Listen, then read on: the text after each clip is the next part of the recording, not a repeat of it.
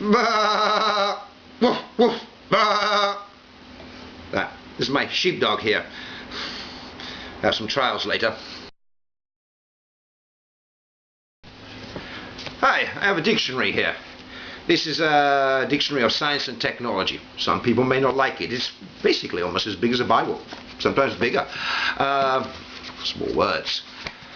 I have this dictionary because your standard dictionary doesn't always have these words in there or clear explanations. Maybe at home you have a dictionary, one or two. I have several different dictionaries because it's good to cross-check different persons' references or meanings to the words. I mean, the Oxford will say one thing, the Webster's will say another.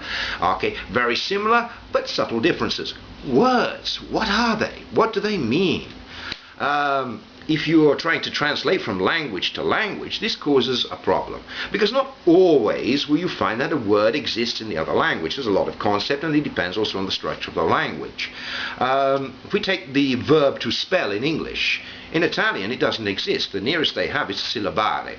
But syllabare is because you pronounce the letter, the sounds of the letters together. So you create the syllables. In English, which is which? We have a problem.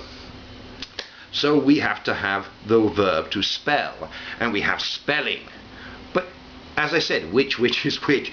English has this confusion of one word having different meanings or different words having the same sound. It's a very confusing language. But I'm just going to concentrate on a couple of words here at the moment. I just want to talk about the verb to spell, the origin of it.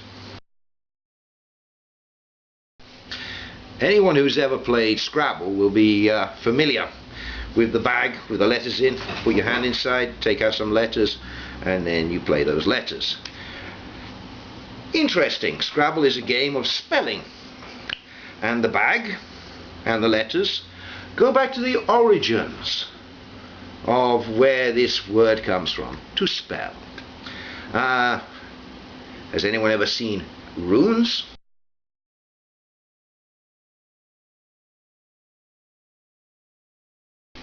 Now, runes are little stones or pieces of wood with runic letters on, and in the past someone would put their hand in, much like Scrabble, take out some, and they would cast them on the ground, and then they could read things like the future. Okay, so spelling and spelling is the same thing. Okay, you spell and you spell. The casting of the runes fits in with another word in the English language. Forecast.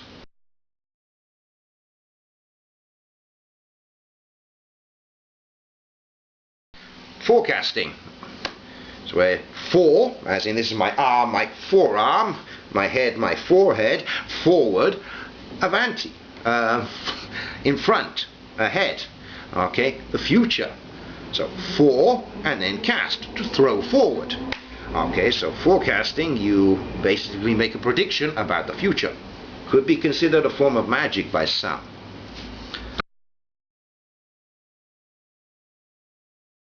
Words have power then, and they are connected to magic. So a book could be considered a form of magic. Any book. And the interpretation of the words, or the understanding of the words, is very much the spell, let's say, of the writer. And men write books. Words are used everywhere. You hear them in political debates. You see them as you walk along the streets. Advertising, the television. Words, words, words, the power of words. Newspeak. Okay? So all that little bit of magic.